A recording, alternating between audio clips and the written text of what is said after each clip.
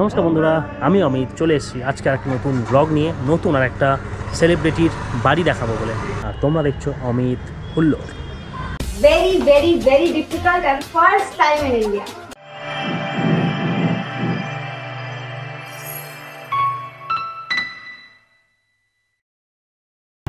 যদি অমিতের ব্লগ না দেখেছো তাহলে আর কি দেখেছো?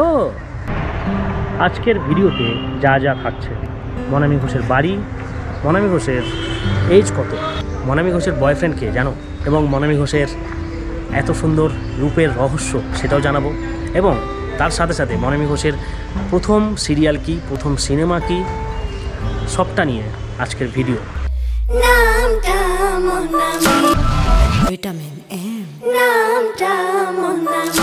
মনামি ঘোষ বহু দিন ধরে, বলা চলে বহু বছর ধরে উনি ইন্ডাস্ট্রিতে রয়েছেন এবং একইভাবে কাজ করে যাচ্ছেন। আর কর্মদক্ষতা, অভিনয় দক্ষতা এবং নাচের দক্ষতা দিয়ে, মানে এতদিন ভিডিও করছি, এই প্রথম মনে হয় এতটা সময় লাগলো আমার মনামি ঘোষের বাড়ি খুঁজতে।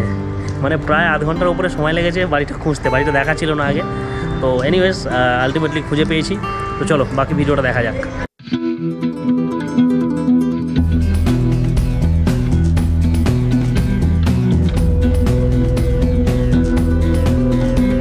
আমরা এখন মনামি ঘোষের বাড়ির সামনে দাঁড়িয়ে রয়েছি। তো মনামিদি টলিউডের ওয়ান অফ দ্য বেস্ট ডান্সারের মধ্যে পড়ে। মানে ঝালাক দিক লাজা বলে একটা ডান্স প্রোগ্রাম হতো, আমি জানি না কতজন দেখেছে। তো সেটা দেখলেই বোঝা যায়, বা ওনার ডান্সের স্টেপস দেখলে বোঝা যায় যে উনি ডান্সে কতটা নিপুণ।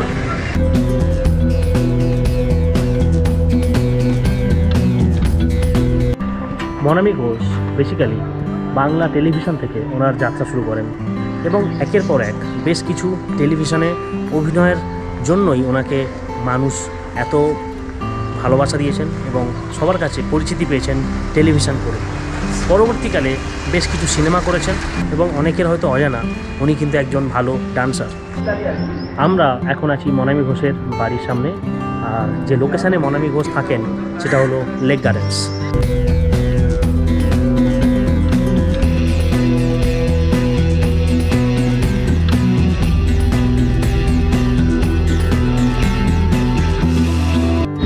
এই যে এই বাড়িটাতে থাকে মনামি ঘোষ।